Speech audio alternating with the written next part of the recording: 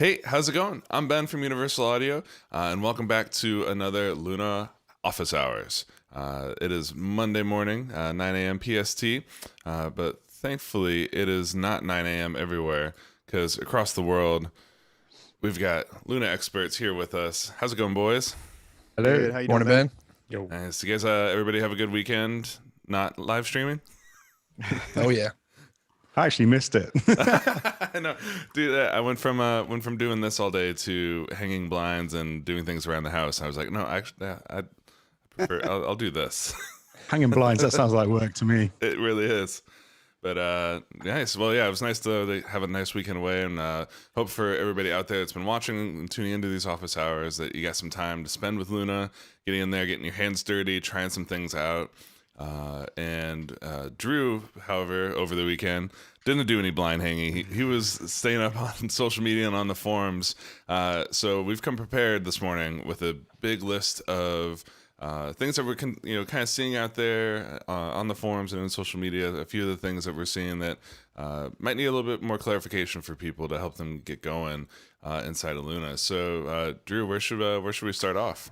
Yeah, let me start by sharing my screen, and then I'll start a couple of things, and then we can kind of turn this into a little roundtable like we've done with some other things. Perfect. But one of the things I wanted to go over was just sort of some core concepts, because it seems like some users out there are having a little trouble absorbing kind of like some of the core concepts here.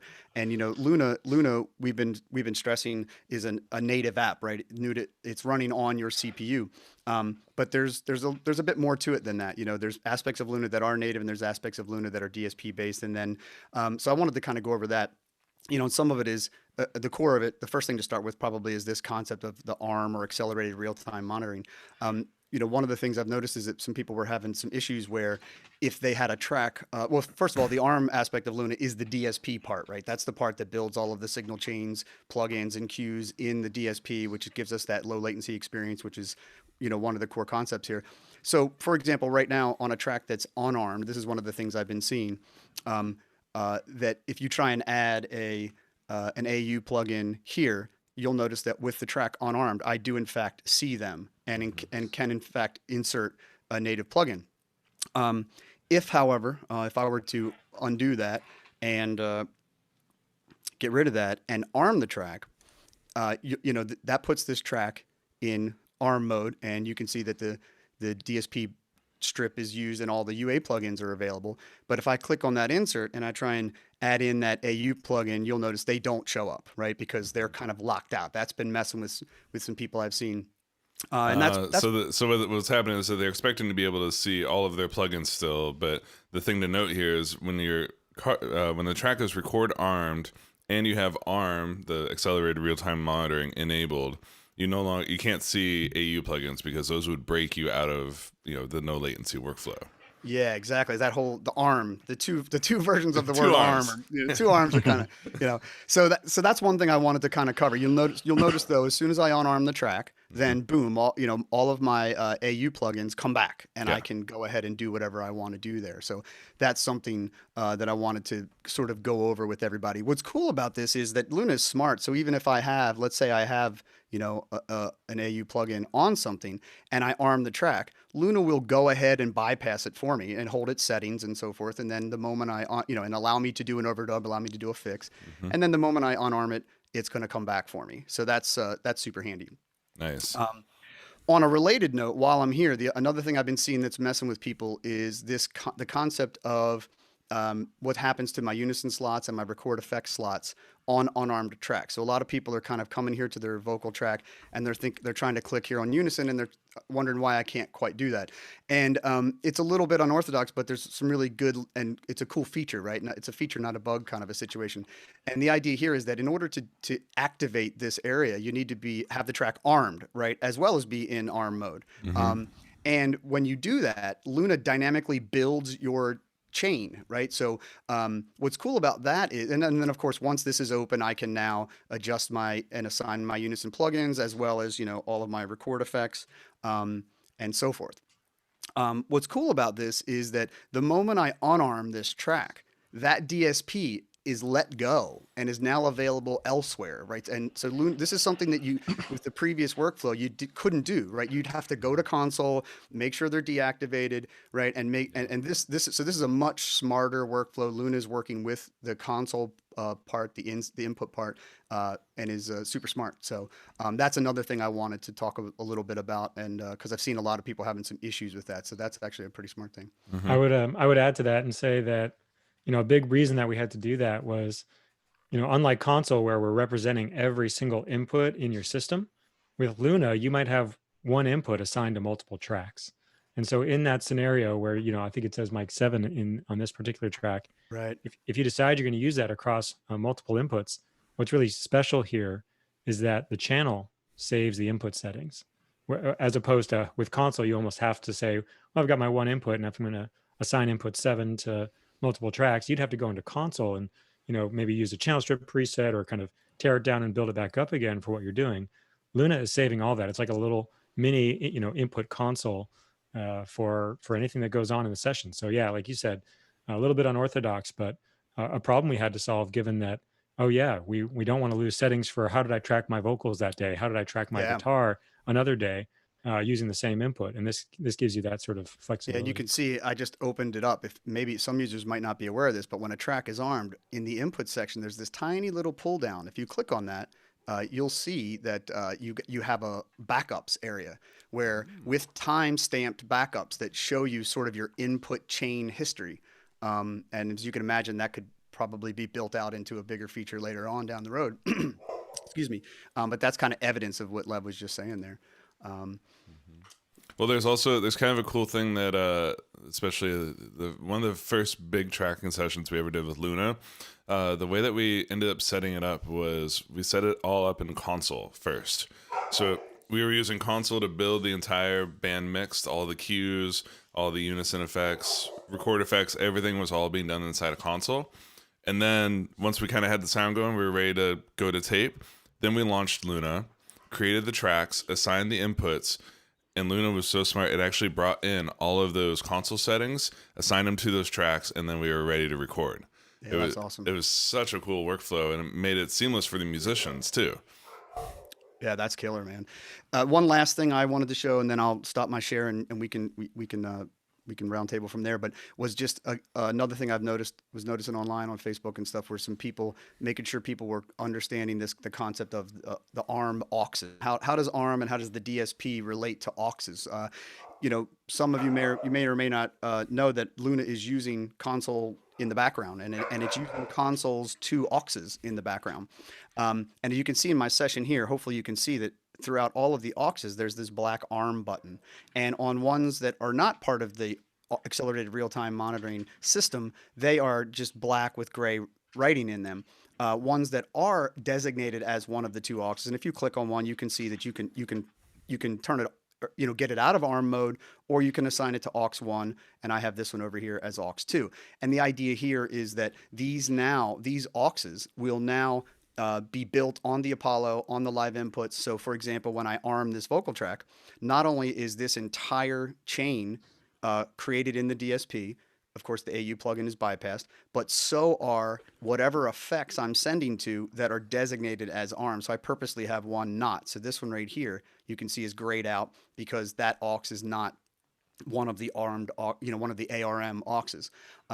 So that was something that I saw a lot of people were trying to go up here to the sends and send over to, they were trying to send over to consoles auxes, and you don't need to do that. You'll just do, use internal buses, use internal auxes, and then assign them to ARM mode, and Luna takes care of the rest. So hopefully that's helping. I don't know if anybody else has any tidbits to add there. I think a couple things. I mean, it might be hard to see on the screen share, but anytime that we're putting a channel, a send, or an insert under ARM mode, we have this subtle orange outline on the send or the insert section. So as Drew goes into record or input monitor, you're going to see that kind of faint outline kind of show up. So there you go. So that's one thing.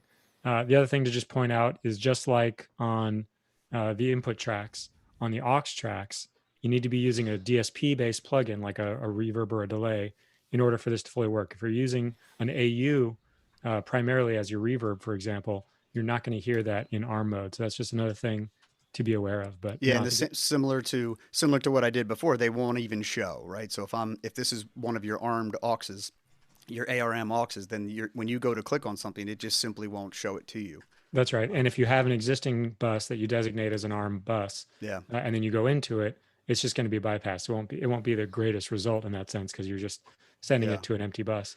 The other thing to just point out about how it works is by default, you create a session, you make 1 or 2 buses, those are going to get auto assigned to aux1 and aux2. So you don't really have to think much about it. You know, the most thinking might be, again, which reverb and or delay plugins do I want to put in those buses? And so the idea is that you can actually start, you know, mixing into these things or tracking into these things, and it all just sort of picks up the first things that come along. And as Drew showed, you know, as you start to amass more and more buses, that's where you might want to make the decision like, oh, I want to use some bus that I made, you know, after the first 2 as my sort of tracking and overdubbing, you know, Yeah. comfort reverb kind of bus. And for standard just playback tracks, right? If anything that's already tracked and is just playing back, then, you know, Luna just takes care of all that for you. Those auxes don't have to be in ARM mode, and you don't have to worry about anything. You're still hearing all of those effects, AU or DSP. Otherwise, it's all handled for you. And just to finalize what Lev said about that area here, there's these the gold box is around the first 4 inputs. So you have your unison slot and 4 record effects, and then 4 playback effects on each given track at any given time. So nice. And so I'm seeing a few people kind of wondering, you know, can they record things and not use ARM? Is that possible?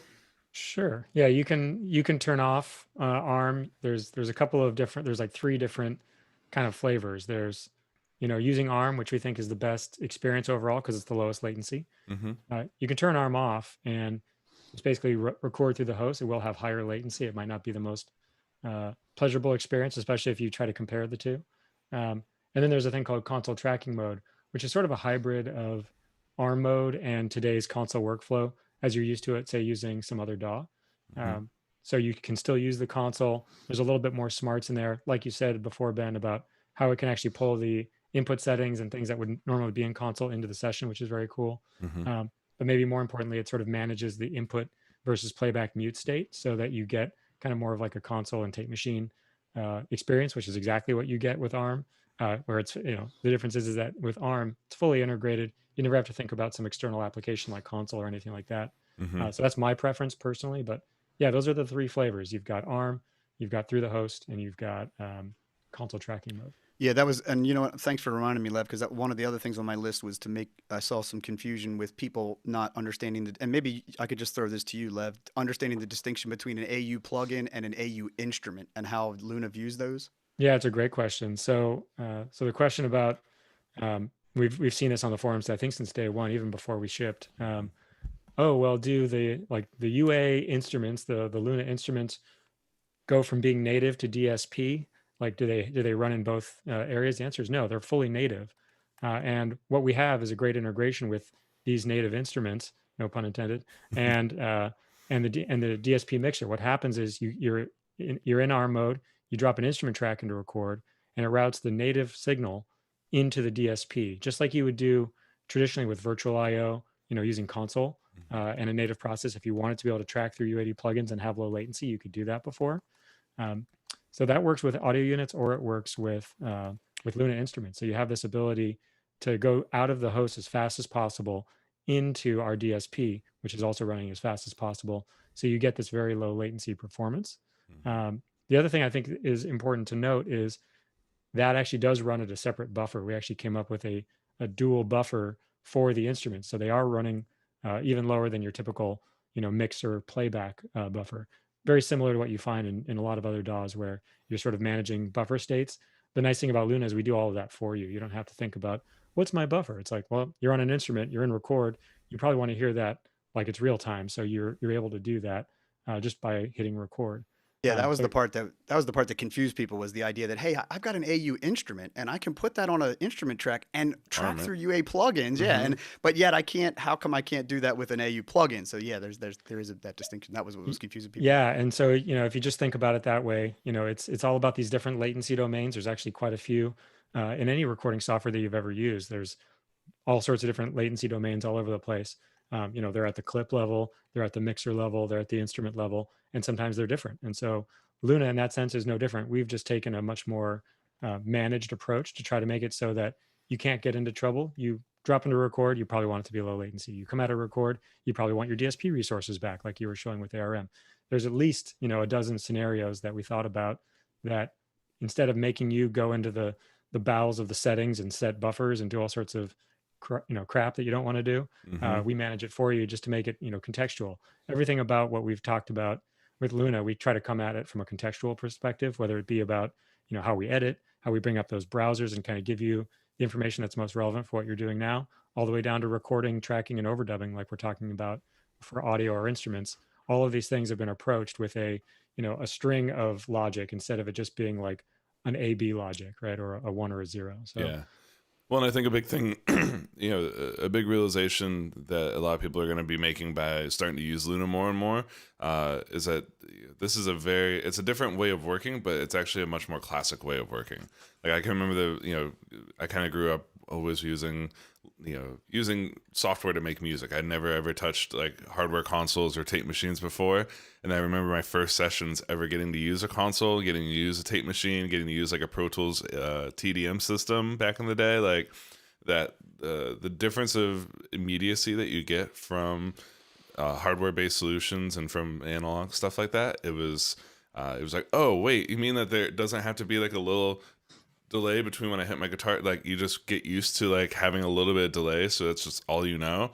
And then the minute you start using something that is actually analog style or actually completely analog and no latency whatsoever, you're just like, oh yeah, this feels more like I'm coming out of a guitar amp rather than out of a plugin or a keyboard out through a mixer. Like that immediacy.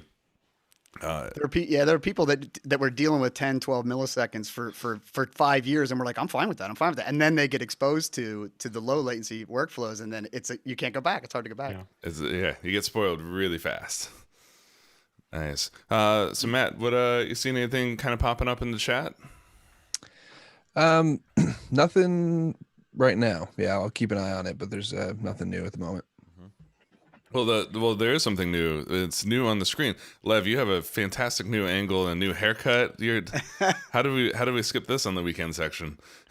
Well, there's a point that I think a lot of us are getting to where we can't go get our haircut. So you can either take the clippers or you can accept that you're going to have this like Krusty the Clown do, kind of like, I don't have a lot left up top, but I would just have this like, this puffiness happening. And I think this is definitely what the people on the live stream want to hear about, want to know about.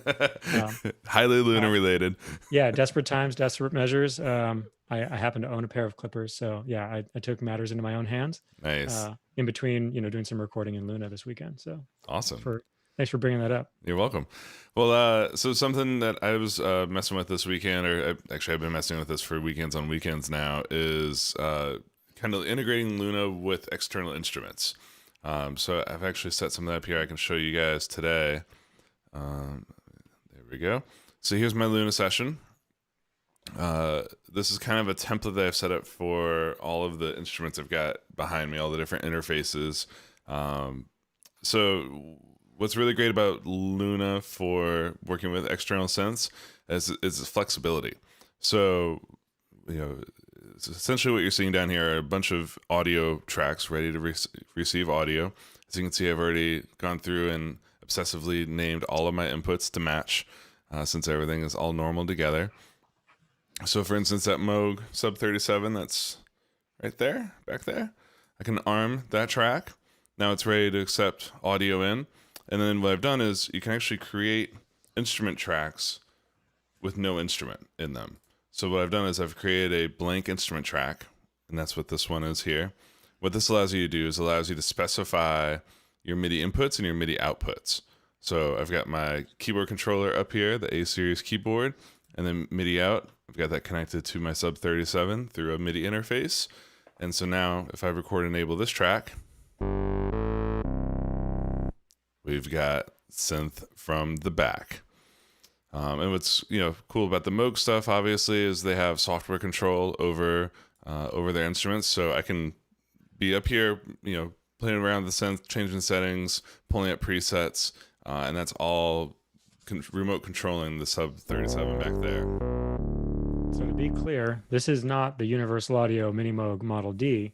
This is a controller for your analog synth that's plugged into your Apollo. Exactly. I know because I have it as well. It's awesome.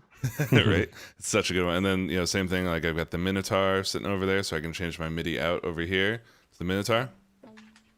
Hey Ben, I'm sorry, I was answering a chat question. So you've got, it's a hardware synth that you're bringing in via a MIDI input, and then how are you getting to that GUI? That's an AU GUI. That's an AU GUI. So that's a special thing just for a couple of the Moog synths and delays.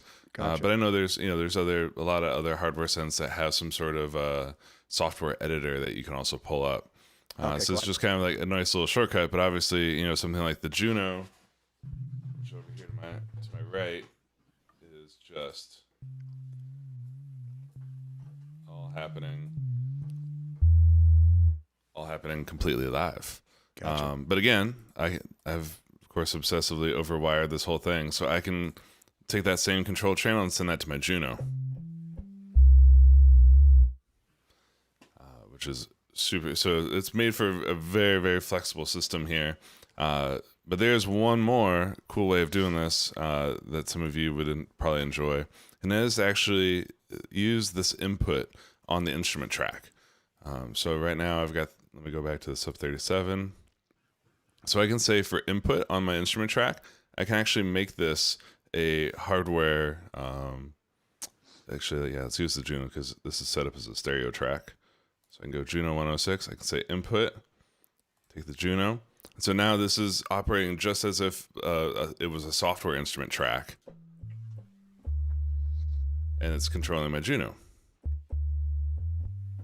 and receiving audio from the Juno as well. It's a very bassy patch. So that's like two different ways. I personally prefer using the blank MIDI track and then the separate audio record track, simply because it makes it really easy to come in after the fact, record down the audio through the whole take. But some people also really enjoy kind of leaving these as live inputs. Of course, if you want to reconfigure that, all you do, this is one that took me a little while to find out. It's like, how do I remove inputs, remove these things? Click on it there. So now it's highlighted in blue. Come over here, hit the X. Now we've gone back to none. And so you have all sorts of flexibility. Of course, you could add MIDI effects to this as well. And now I've got ARP triggering my Juno.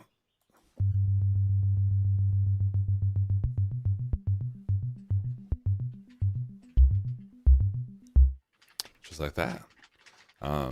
This is hopefully. I saw a few people kind of asking about external instruments, and this is kind of a fun, easy way of being able to have a very seamless production workflow. You can pull up virtual instruments like Shape and Ravel and Minimoog and kind of combine those also with real world instruments and other inputs.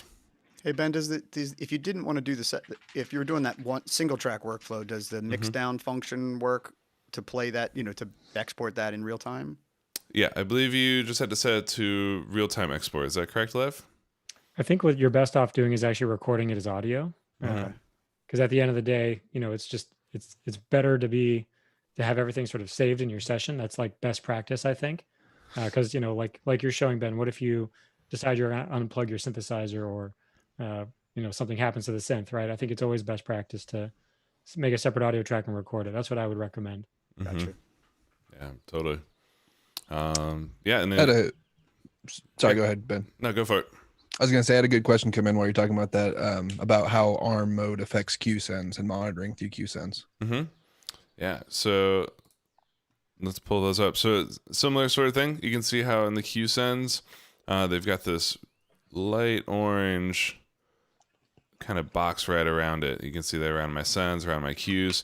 Again, that's the indicator that shows you this is an ARM enabled track, and you can basically assign how much of each track you want to be going to any individual headphone. There's some cool functions. This is one that I love seeing is if you right click on the faders, notice how my Q sends are all pre-fader. So they're ignoring the fader level down here. Of course, I can option click on pre, and now they're post-fader. So if I set them all, select all my tracks, set all my Qs to 0, so that would work. So now my Q sends are following my main fader sends. But often, musicians are going to want kind of a customized cue, or maybe a little bit more than you're comfortable hearing as the engineer or the producer. So what you can do is you can actually come down to your faders down here, right click, copy mix to Q1, and you see now these are all pre-fader. I've started the mix based upon what we're seeing down here, but now I can say, great, bass player wants a ton more of his signal. There he goes, straight up there. And then, of course, as soon as I record and enable that track, you can see it is assigning the cue to being in ARM mode. So, again, that musician is getting the low latency experience. Yeah, and just kind of add to that, the track being in ARM mode or not doesn't really affect your ability to send it to queues. But obviously, if you have a bunch of U80 plugins on a track, putting it in ARM mode will give you lower latency when monitoring through the queues. Just kind of tie that into that user's question specifically. Yeah, and actually, go ahead.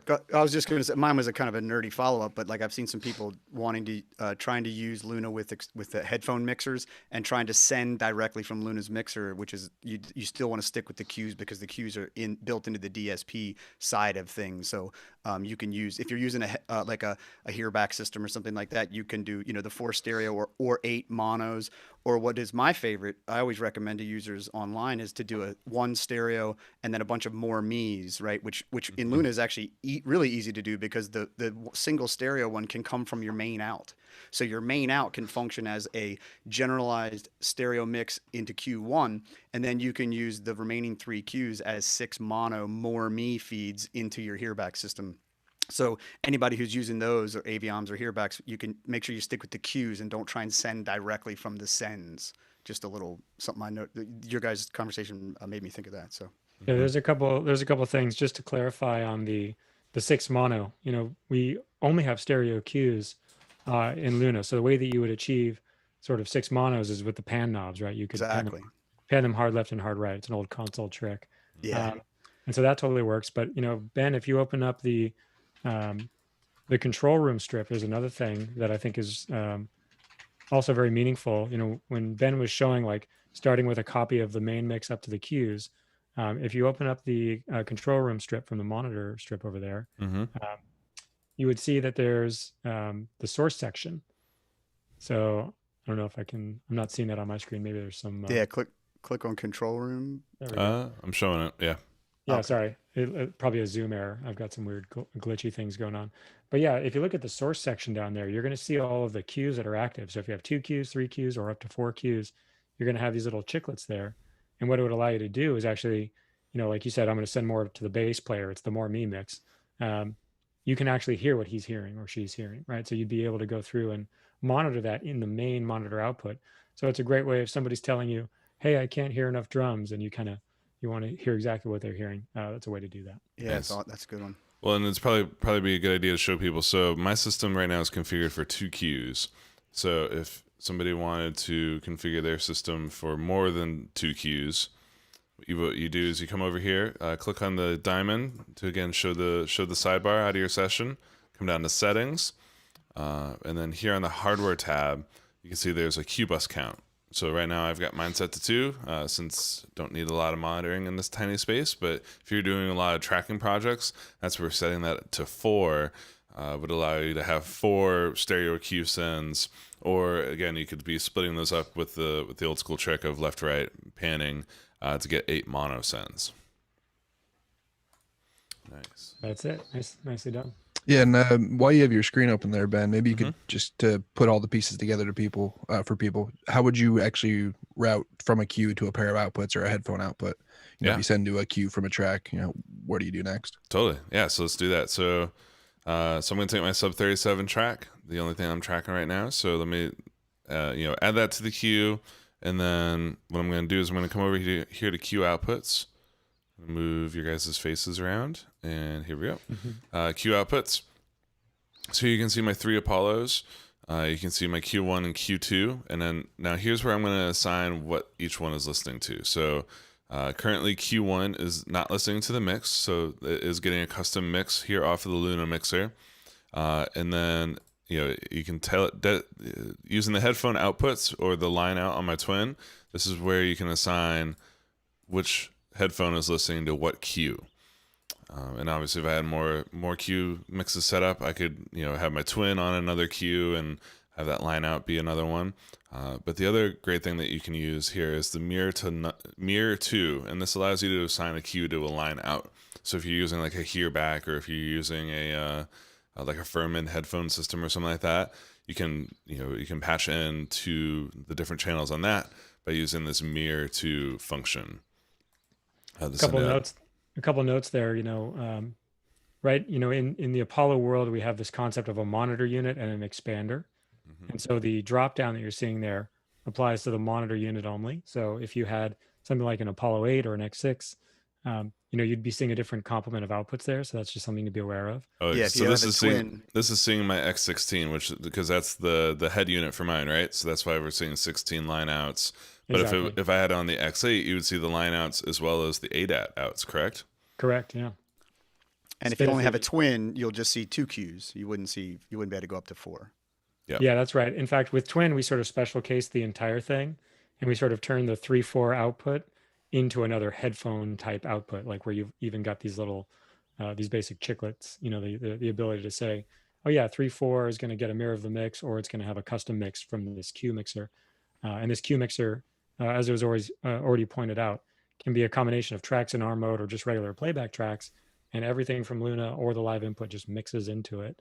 So you kind of get this best of both worlds. And that's how you're able to set up these low latency mixes and kind of choose which headphones get routed, from where. Yeah, and for me to have all of this in one window is just like, I mean, this is like getting back to we started this stream with like talking about core concepts of Luna, and like for me and my work, like this is like what Ben is showing us there is that's just beautiful to me to have unison, record effects, playback effects, sends, cue, all of that right in front of me, all in one window. That's just like, I mean, it makes sessions a breeze. I love it.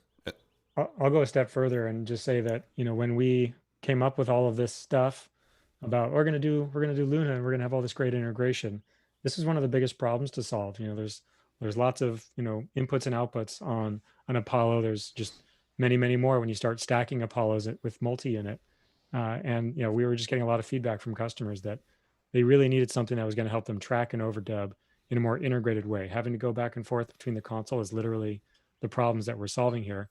And even though there might be a lot of these little sort of configuration areas like this Q outputs window or the source monitoring, they are very fluid once they're kind of set up, right? So there's kind of like the setup aspect, and then there's sort of the actual workflow. And like you're saying, Drew, once you're sort of in that flow of actually like trying to like track anybody else, one or more people, this is just so much more intuitive and a lot easier than anything else we've ever been able to do. So and most of it is kind of set and forget. Like once you kind of get it figured out how you like it, you're not having to go back to these windows very often at all. I find so. Yeah, that's what I was going to say. So these are persistent to your system, right? So you can go session to session and you retain the same Q output settings. That's right. And the Q mixer, as you're seeing it here with this Q1 row of faders, that's saved in the session. But for example, if you were to have this routed to Q1, but then you went into the Q outputs window either here or in console, they're the same, and you changed a bunch of stuff, it would still have the mix going into Q1, but its output might be different because, like you said, you've got the mirror to settings. You can attach any given headphone or line 3/4 output in the case of a Twin to any given Q. And of course, you can override the Q mix just by hitting the mix button, which takes literally the signal that's present at the main output of your Apollo and just injects that, right into the headphone. So that's kind of the way we ship it by default, because generally speaking, when you first get into your Apollo, you don't have a Q mix set up or anything like that. So you just want to hear in the headphones the same thing that you're hearing at the monitor out. But this gives you the ability to break that chain, set it to mono, do a bunch of things like that that are super powerful depending on what you need to do. Nice. Well, I saw a couple of good questions pop up in the chat as we've been talking about the cues here, and someone was asking about click to cues. So, if you hit the click track up here, this is now enabling the click for the monitors, for what you're hearing in the control room. But if you want it to, again, get in there and customize the amount of click that's going out to your cues, the way I got to this is over here in the workflow, hit the record workflow, and then you'll see this button called click to queue. And it's conveniently located next to the queue outputs window as well. And you can keep these up in your session, especially if you're kind of oscillating back and forth between turning the click on and off for musicians. So this brings up a pair of faders to control your click, and then of course you get a global click on off over here. So this will quickly disable the click to both your monitor and also all your cue outputs. So this is super handy. And then another one, someone was asking about how to hide the track list or the focus area. And that's super easy. You can come up here into the view area. So of course you can toggle between your timeline and mixer view, but you can also get in here and you can turn things off. So if this whole monitor section on the right hand side of my screen is unneeded, take it away. I don't need to see the tracks, take it away. Nav, who cares? Info, what's that? Don't care. And then now I've got nothing but a wide open space of timeline. So you still get your focus channel. So you can turn that off too, of course. Oh, you can. Oh yeah. So we saved the focus channel versus nav strip for between the two. View. Nice. Oh, and hey Ben, while you're doing this is something I don't think we've shown, is the showing and hiding rulers. I don't think we've shown that. Maybe, and that might be a little bit cryptic, right? Yeah, right there. Yep, little dot dot, but it's vertical instead of sideways. Exactly. Yep. It involves all of the rulers. Yeah, exactly. So you can come in and of course you guys just saw me do it really quickly. What I'm doing is I'm doing the gesture command. So you can click and drag on a lot of controls in Luna to quickly turn things on or off. Works for solos, mutes, show hides, all these sorts of things. If you go back to the view drop down where you're showing the monitor section and whatnot, same thing works in there, where you can just swipe over it and kind of show and hide things very quickly. So there's a nice speed to it. Yeah, absolutely. Yeah, and then you can get in here and so yeah, this makes it for a really easy way, especially if you want to clean up the screen and just focus on what's happening in the moment. This is a great way of doing that. But of course, if you want those things back, just come in and click like that. Switch over to my mix view, bring back the nav. There you go. Yeah, so great question, guys. Cool. Let me stop sharing my screen and share the moment with you guys a little bit here. Anything else kind of bubbling up in the chat for you guys that we should hit? I know none of us probably have anything prepped for this, so it might just be something to address, but I've noticed, I just saw it in the chat and I saw it a little bit over the weekend where, and maybe this is a good one for Lev, but or whoever has some answers, is for users who used to bring their DAW out back on virtuals, does anybody have any, that's something I've seen come up where, users who are used to that workflow. Is there anything to be said about that with Luna? You're not doing that anymore with Luna, I guess, right? Anybody want to take that? I guess the question would be maybe some point of clarification. When they were bringing it back out on virtuals, was it for the virtual instrument workflow? Was it for doing some sub-mixing or something like that? Yeah, I think most people do it. What I've seen a lot of users do, I personally don't do it, but a lot of users like to bring their DAW out and then the click out, and so that they have in-console, monitor and cue level control for their DAW out and for clicks and things like so kind of workflows like that. Yeah, I think that was something we were in fact trying to eliminate because it is kind of a workaround. So I think you already mentioned it on the main fader itself. You've got from the main ascend right to the cue output. So in that sense, that's one virtual, right. And then the other one was what we just showed with the click track and how per cue you can decide, I'm going to send the click to Q1, but not 2, 3, or 4 or whatever. And as well as ARM mode on an instrument track. That's kind of, Luna has solved that. So I guess that's kind of, I was curious. I'm happy to hear you say that, Lev, because that's kind of the answer I gave to some people online was that, hey, we kind of just got rid of the reasons you were doing that. So I'm glad to hear you say that. I think so, man. I think, like I said, I talked about the dozen permutations of recording and overdubbing and routing and just complexity that A, it's really cool that Apollo does these things, but really more B, they were just sort of, I don't want to call them workarounds because they are workflows, but they were things that you had to do in order to sort of achieve what people were looking for. And with Luna, we tried to make it so that, it's just making a track or dropping into a mode or a record, arm or something like that. That makes it very kind of like natural and straightforward as opposed to, okay, I better think about how I'm routing this. And, with Apollo, you've got all sorts of changing configurations, like the IO matrix can change out from under a session. Those things can still happen to Luna, but you're going to make those decisions, I think, a lot more consciously if you're going to do that with Luna, because there's so much integration, or there's so much that you really don't have to change in the IO matrix in order to get, in this case, Luna working kind of the way you want to. So Great. That's great to hear. Kind of a long-winded answer, but I think No, that's I think perfect. it's a big deal. Yeah. It's perfect. I'm glad that it came up, and I'm glad I saw somebody in the chat, because it reminded me that I'd seen it a few times over the weekend, and my answer to them was, hey, I don't really think you need to do that anymore. So yeah. Well, I'm also seeing some chats in here kind of asking about MIDI editing workflows. The best answer I have for that is I would recommend going back and watching Office Hours number 2. Connor gave us a huge deep dive into all the MIDI editing features. How to basically do everything that comes with Luna for editing MIDI clips and regions like that. So check out Office Hours number 2 if you guys are interested in that. And then another one that I've definitely been seeing popping up and is people asking about Sidechain. Yeah. So in V1 we don't have Sidechain functionality added in, but what I'd love to share is kind of my workaround, or the way that I like to. I've been doing this since back in the day, even in DAWs that do have Sidechain available. Personally, I highly prefer using something like the Lfo Tool, because this allows you to get in there and actually create a shape exactly how you want it to be. Let's see, pull up my presets, Sidechain 1. You can't go wrong with something like this, because now you're getting something perfectly synchronized to the beat, and then you're allowed to control the envelope of it and what it affects beyond just the volume. You can have it also do a little bit of filtering or a little bit of panning as well as the volume. So anyone that's kind of missing out on having the sort of pumping sidechain effect, especially if you're doing dance or pop music, typically all you're really looking for is a kind of in and out sound. So something like Lfo Tool. There's also a great way of doing this with the Sound Toys Tremolator. You can get in here, and there are some simple rhythms. And I usually pick 4th ramp up.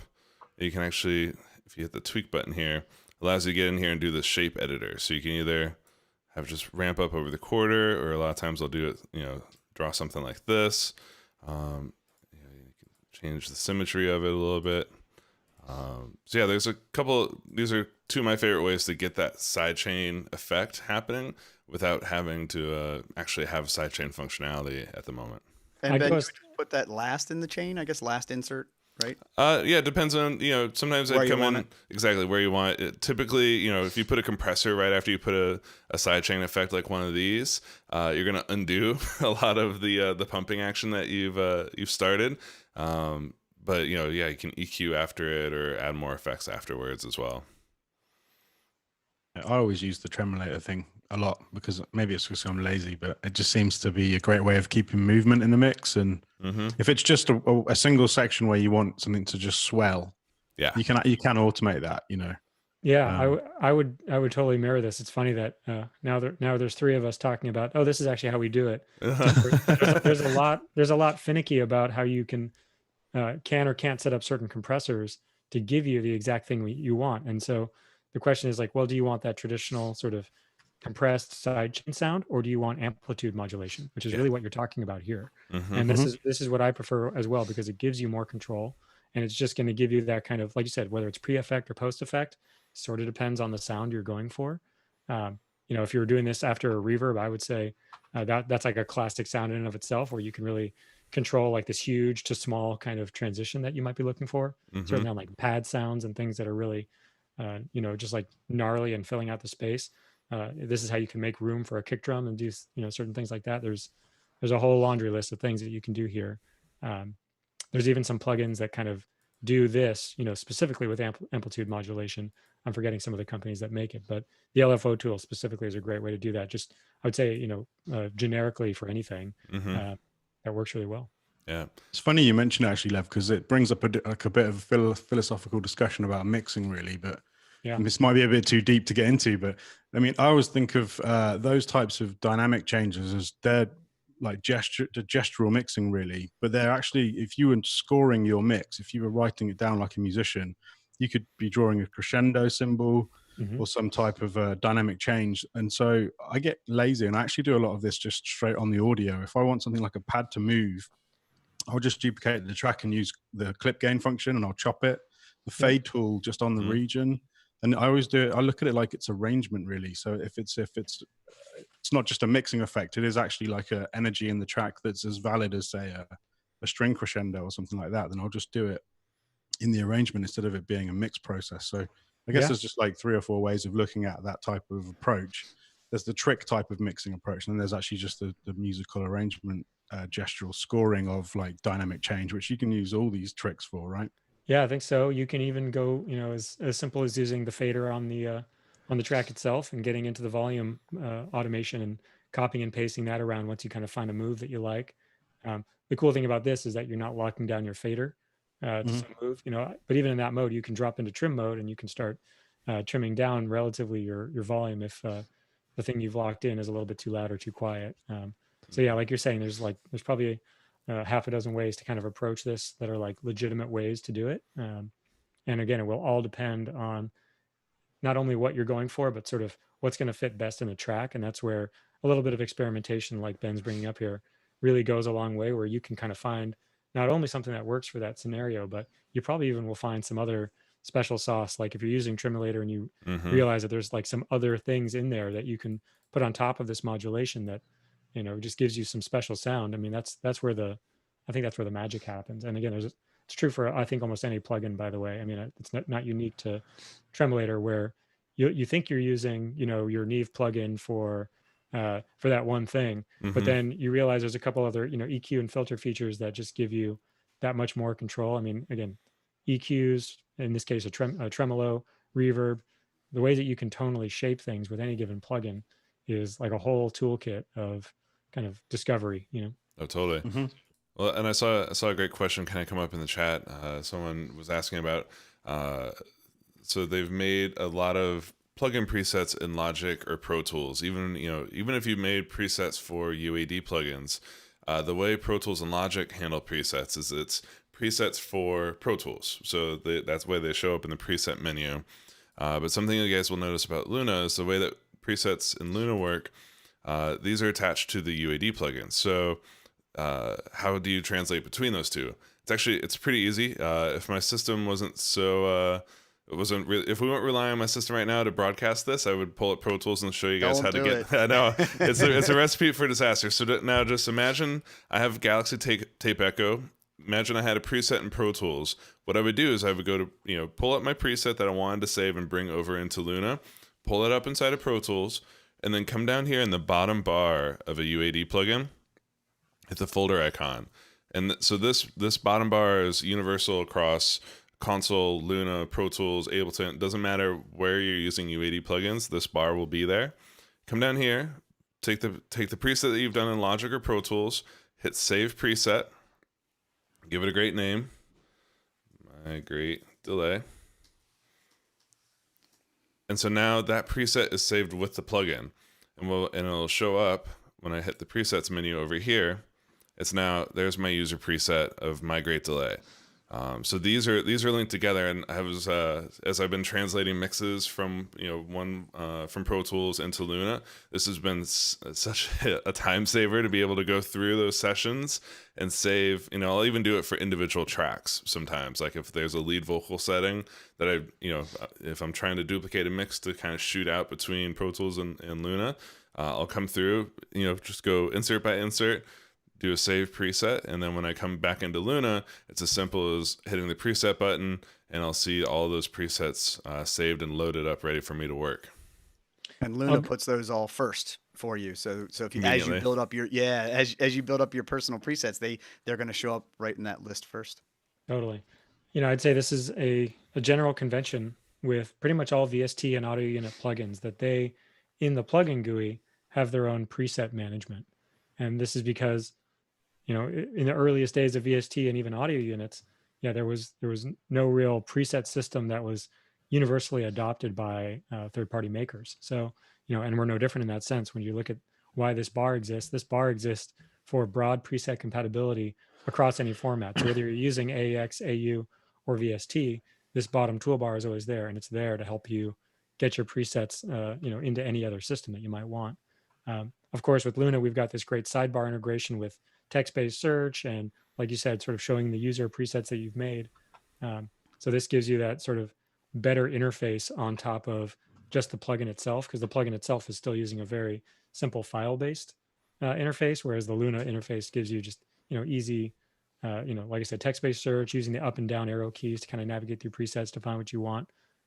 So that's kind of why this whole feature set is there, to help you translate between recording systems. I personally love the fixed, sidebar as opposed to some menu that just pops out in front of the GUI and Agreed. can go spill onto a second screen accidentally, and you can't quite get to it. It's like that nice defined space over there is really smart. Totally agree. Well, and there's some very logical follow-up questions here based on what we're talking about presets. People are wondering about channel strip presets. So for those, right now, correct me if I'm wrong, we don't have channel track presets in Luna at the moment. Not yet. So if you have made track presets inside of Pro Tools or Logic, you're going to want to pull those up and then go through plugin, setting by setting, plugin by plugin, and take out the settings that really matter to you. Follow that same method of saving the preset. And then there's also, correct me if I'm wrong here, Lev, if you wanted to do this even more in real time, you can actually just copy settings. So I could have Galaxy open in Pro Tools, hit copy settings, come to Galaxy inside of Luna, and then paste those settings, correct? Yep. Yeah, that works with any application, including, console to Pro Tools to Luna. I mean, Luna to something else. There's a lot of flexibility there. Mm-hmm. This is a highly underrated area of the plugins. Totally. Mm-hmm. Yeah. It's a very, again, it's a very universal set of features, like you said, and they're very necessary for this kind of interchange that people might want to make. So yeah, totally agree.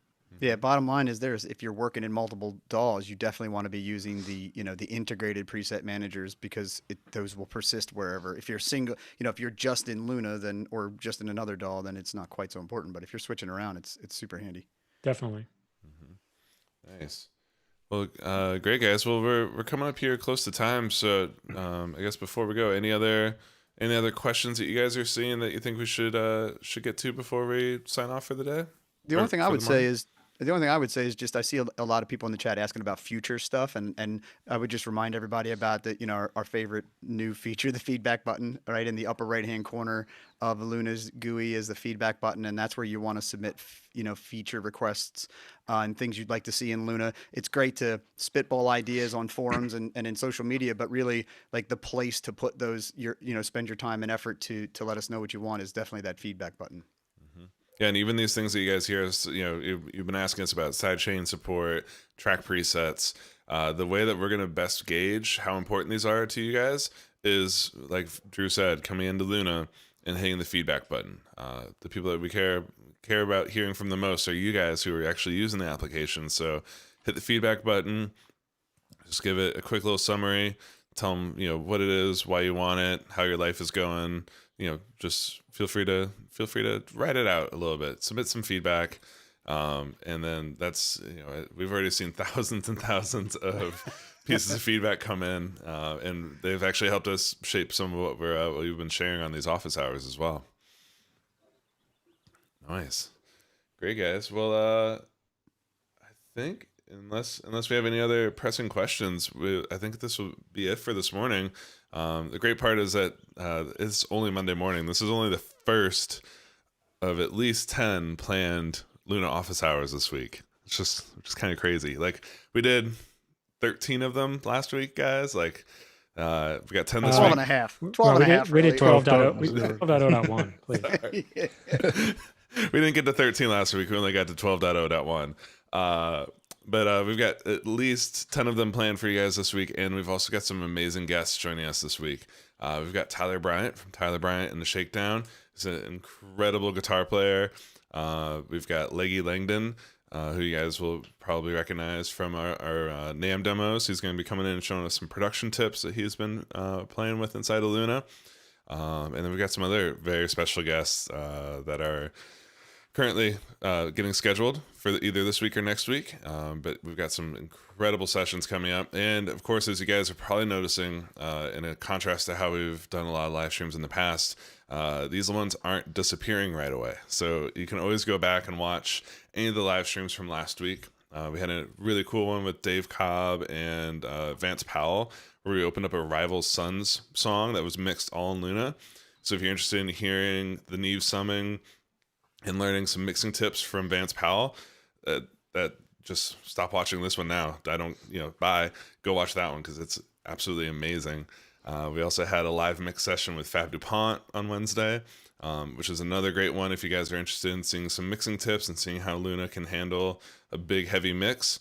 But then the cool thing that he did is he went back after the whole song was mixed, this big, heavy session, and he was able to add in 2 new instrument tracks to change the bass drum and the bass patch with the mini Moog. So that was a really, really impressive feat. It's a little bit choppy on the audio. That was my internet connection struggling to keep up, but you'll get the idea. And Fab does a great job of sharing his experience on that one. Fab also did a great mixing session over on Pure Mix last week. There's just so much incredible Luna content, guys. And if you want to learn more about Luna, obviously head to Universal Audio's YouTube page. If you're already inside Luna, hopefully you've been checking out the Luna Basics videos, which are right here on the Create tab. So I saw a few people in the chat having trouble getting started, just getting up and running and getting inputs to work. Skip the first one if you're having trouble with that. Skip the second one if you haven't. Go straight to number 3, the basic audio recording and basic audio editing with Luna. You guys, I know they're hard to find. You have to scroll. There they are. Scroll down just a little bit on that Create tab and you'll find those audio focused demos inside the app. But of course, there's also a great playlist that we're building up over on YouTube called Luna User Videos. So you guys come in here. There's reviews from Sound on Sound, VK, Production Expert, our homeboy Wavy Wayne, the Studio Rats have done a bunch of great tutorials. There's just a mountain of amazing content already out there for Luna. So if you guys are, if you're not tired of hearing about it from us, there's plenty of other people across the internet that will also tell you all the great things that Luna can do. That Wavy Wayne video is so much fun. It's so great. Shout out to Wavy Wayne. Yeah. Yep. Nice. Awesome, guys. Well, thanks for joining us on this wonderful Monday morning. We're going to be back this afternoon, I believe. We're at 2 p.m. or 3 p.m. today, guys? 4 hours from now? 4 hours from now, right? Yeah. Mm-hmm. Yeah, 2 p.m. Pacific. Perfect. 2 hours from now, we'll be back answering more of you guys' questions, showing you some more cool stuff inside of Luna. And until then, you guys have a great day. See ya. Guys. See ya.